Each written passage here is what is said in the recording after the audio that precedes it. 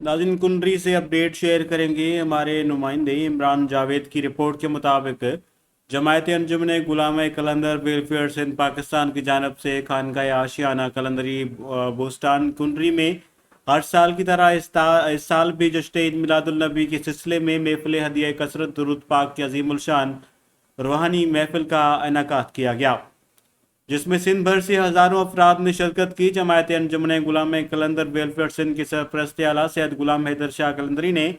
اس روحانی محفل سے اپنے خطاب میں کہا کہ انتہا پسندی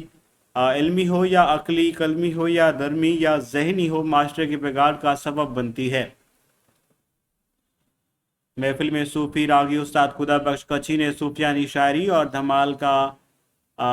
گا کر محفل پر وجد طاری کر دیا، جبکہ نعت خوانوں نے حضور کریم صلی اللہ علیہ وآلہ وسلم کی شان میں عالی شان